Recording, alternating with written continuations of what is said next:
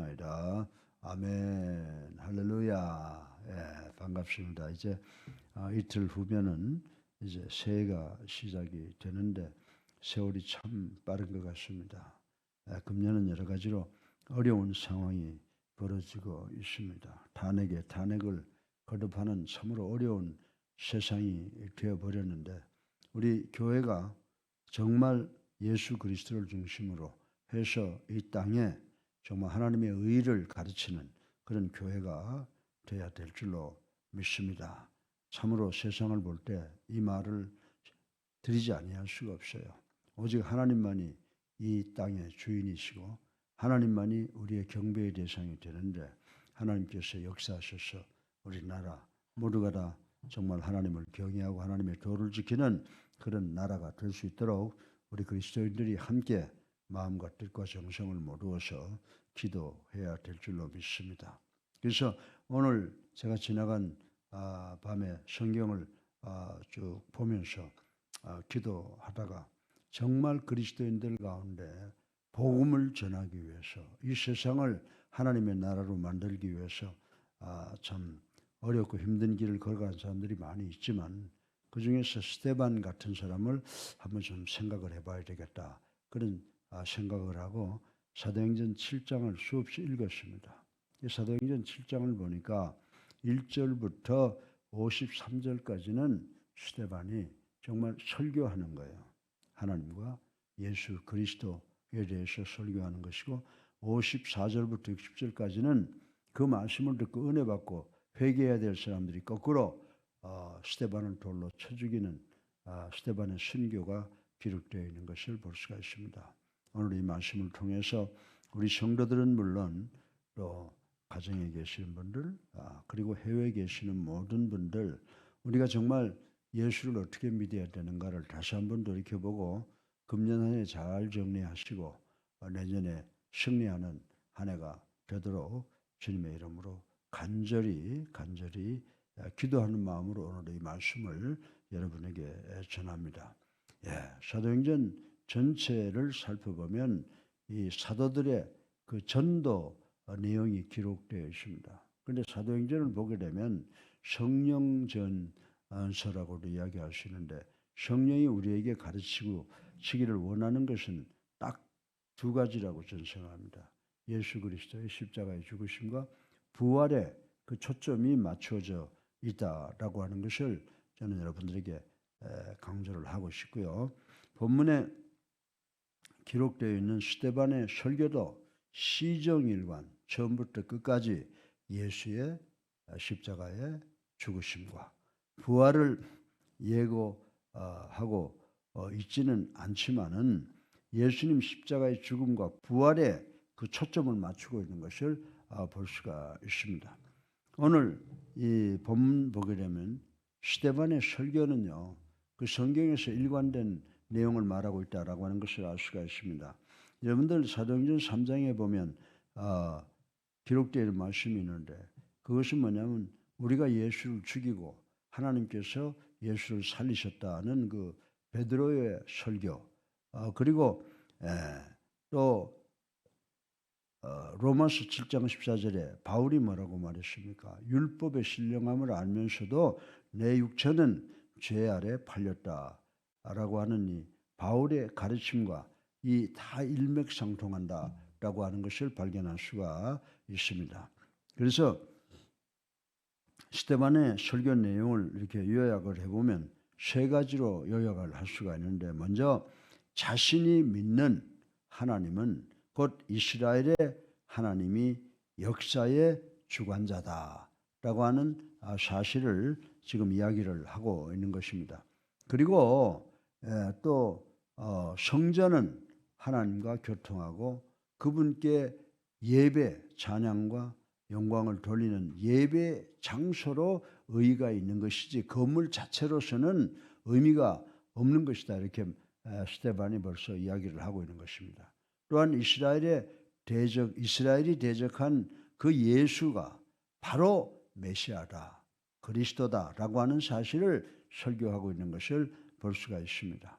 이제 우리는 이 스데반의 설교 내용을 통해서 정말 능력 있는 복음의 증거자가 되어야 되겠다 생각으로 오늘 이 말씀 간단하게 요약된 말씀이지만 우리 모두가 잘 듣고 이제 금년 마무리 잘하고 내년에 꼭 스데반과 같은 시각으로 성경을 보면서 이 험악한 세상, 정말로 말로 표현할 수 없는 그런 잘못되어가는 이 세상을 바로잡을 수 있는 우리가 되어야 될 줄로 믿습니다. 요즘에 광화문에서 이야기하는 여러 가지 그 국가를 위한 애국 모임이 있는데 거기 가보면 그런 이야기예요. 국민청원권이 헌법 위다 이런 말을 하는데 그렇습니다.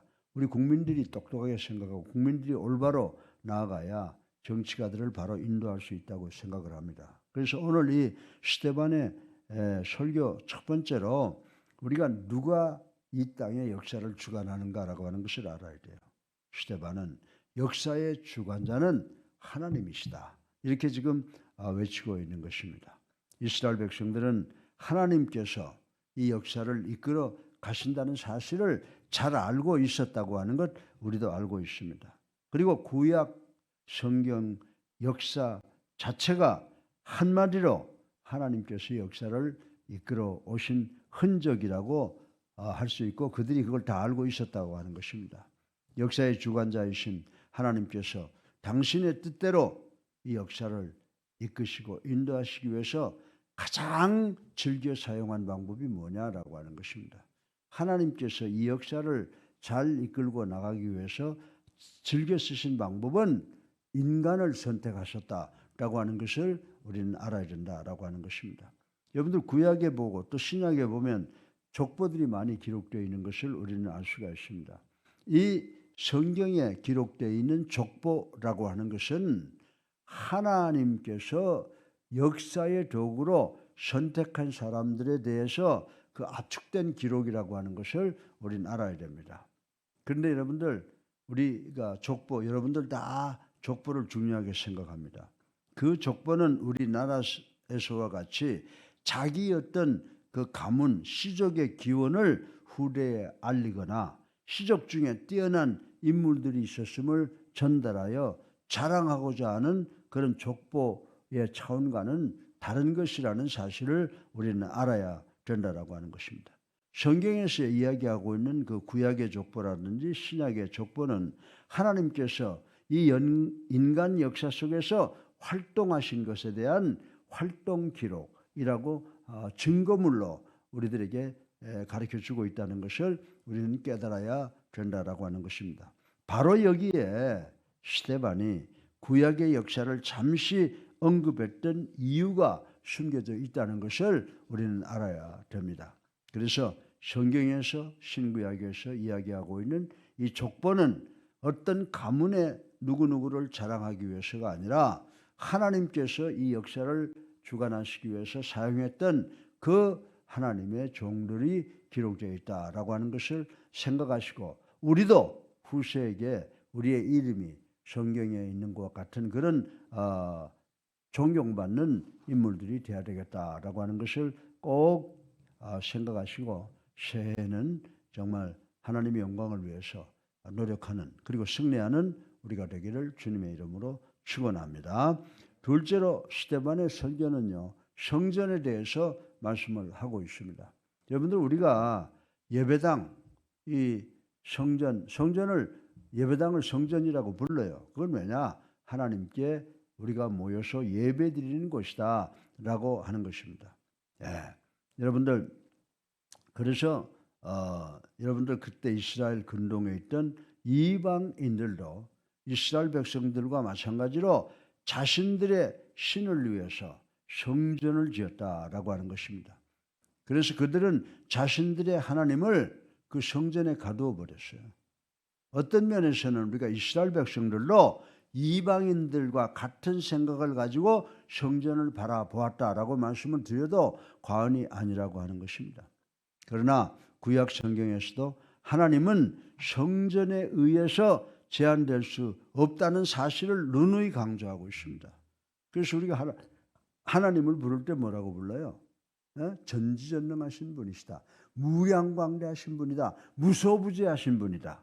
이 말씀은 뭐냐면 하나님은 성전이나 일정한 곳에 가두어 두고 우리가 와서 예배드리는 것이 아니라 하나님은 온 우주 천지에 다 계시는 그런 무량광대 크신 분이시다라고 하는 것입니다. 그러나 구약 성경에서도 하나님은 성전에 의해서 제한될 수 없다고 하는 사실을 누누이 강조하고 있는 것을 우리는 알아야 됩니다.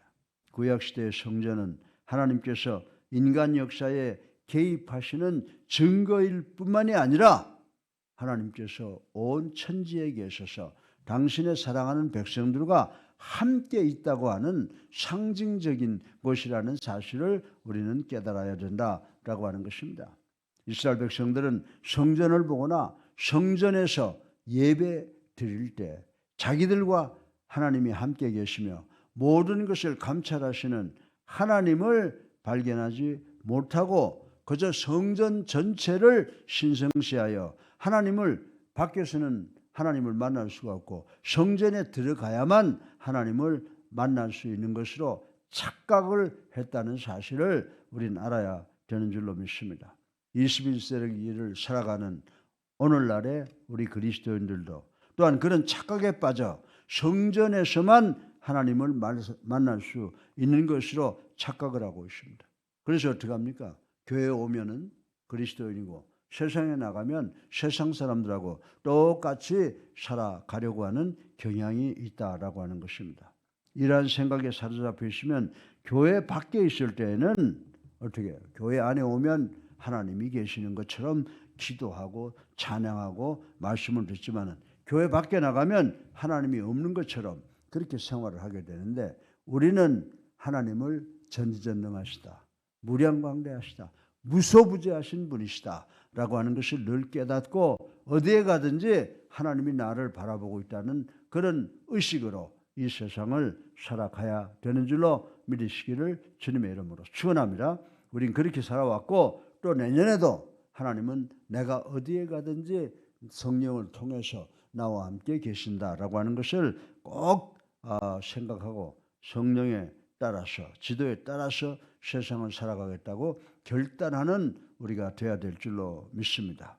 셋째로 마지막으로 이 스데반의 설교는요, 예수 그리스도에 관한 것이에요. 그래서 여러분들 설교할 때 뭐 기가 막힌 뭐 도덕 강의를 하고 세상적인 지식을 전하는 게 아니에요. 정말 하나님의 말씀을 전해야 돼요. 예수 그리스도가 중심이 되는 그런 설교를 해야 된다라고 하는 것입니다. 설교의 가장 기본적인 핵심 내용은 누구예요? 메시아이신 우리 예수 그리스도여야만 한다라고 우리가 스데반의 설교를 통해서 교훈을 받을 수가 있습니다. 예수께서 빠진 설교는 자칫 도덕에 대한 강연이 되기 쉽거나 아니면 설교자의 지식을 자랑하는 강연이 될 뿐이라고 하는 것입니다. 이러한 잘못을 극복할 수 있는 길은 먼저 설교자 자신이 예수 그리스도의 은혜와 사랑에 날마다 감격하는 삶을 살 때에만 가능하다라고 저는 말씀을 드리고 싶은 것입니다. 바꿔서 말하면 설교자 자신이 예수께 오로지 사로잡혀 있어야 된다라고 하는 것을 말씀을 드리는 것입니다. 오늘 본문에 등장하는 스데반의 설교도 첫째로 예수님께 그 초점이 맞춰져 있었습니다. 구약 시대의 이스라엘 백성들이 성전 가운데 거하면서도 하나님을 거역하였던 것처럼 신약 사람들 또한 21세기를 살아가는 성도들도 교회 가운데 생활하면서도 예수님을 알아보지 못하고 진정으로 만나지 못하는 우를 범하고 있다는 사실을 부인할 수가 없다라고 하는 것입니다. 사랑하는 예수님께 성도 여러분, 지금의 우리들도 다를 바가 없습니다. 예수 그리스도라고 하는 이름으로 모이기는 합니다. 그러나 정작 예수님의 존재는 찾아볼 수 없는 거칠애적 예배를 드리거나 그분을 두려워하지 않는 방종된 삶이 계속되지 않는지 가슴에 손을 얹고 생각을 해봐야 됩니다. 교회 안에서도 보면 숫자대로 자기 주장만 하지 정말 성경 말씀에 교회 영적 지도자의 말에 순종하는 것을 찾아보기가 참으로 어려운 시대가 되어버리고 말았다라고 하는 것입니다. 이것은 여러분이 성도들이 교회 지도자들에게 순종하느냐, 그런 문제를 떠나서 목회자들은 하나님의 말씀에 순종하느냐라고 하는 것을 깊이 생각해 보아야 할 때라고 저는 생각을 합니다. 그러나 그 무엇보다도 더 중요한 것은 바로 성령 충만인 줄로 믿으시기 바랍니다. 성령 충만인 줄로 믿으시기 바랍니다. 스데반의 설교는요, 구약 성경에 대한 지식의 나열이 아니라고 하는 것입니다. 이 스데반의 설교는 이스라엘 백성 가운데서 역사하시고 예수 그리스도를 약속대로 보내신 신구약 시대에 모두 동일하게 역사하시는 그러한 하나님을 진실로 만난 사람의 고백이라고 하는 사실을 우리는 깨달아야 된다라고 하는 것입니다. 돈 버는 일에, 출세하는 일에, 권력 잡는 일에 몰두한 사람들은 주로 그것에 대해서 많이 이야기를 합니다. 공부에 몰두하는 사람은 친구를 만나도 자기가 공부하고 있는 것에 대해서만 이야기를 하게 됩니다. 마찬가지로 하나님의 은혜에 빠진 사람은 하나님의 은혜에 대해서만 이야기할 수밖에 없다는 것을 우리는 깨달아야 되는 줄로 믿으시기 바랍니다. 컵에 여러분들이 물을 계속 한번 부어보세요. 물을 부으면 가득 차 흘러 넘치듯이 우리가 예수님으로 가득 차 있다면 예수님의 생명이, 성령의 역사가 자연히 흘러나오게 될 것이다 라고 하는 것입니다. 바로 이 예수님의 생명, 성령이 우리 능력 있는 복음의 증거가 된다는 사실을 우리는 깨달아야 되는 줄로 믿으시기를 주님의 이름으로 축원합니다. 그래서 오늘 스데반의 설교가 세 가지를 간단하게 요약해 보면 말씀을 해주고 있습니다. 첫 번째로 이스라엘 백성들한테 하는 이야기입니다. 우리들의 역사를 주관하시는 주관자 하나님에 대해서 지금 설교를 하고 있습니다. 그리고 성전에 대해서 설교하고 있는데 너희들이 하나님을 성전에 가둔다고 해서 성전에 가두쳐 성전에만 국한돼서 계실 분이 아니시다. 하나님은 전전능하시고 무량강대하시고 무소부재하시다라고 설교를 했습니다. 그리고 나서 하나님께서 약속하신 예수 그리스도를 반드시 보내주실 것이다 라고 하는 것을 설교했어요.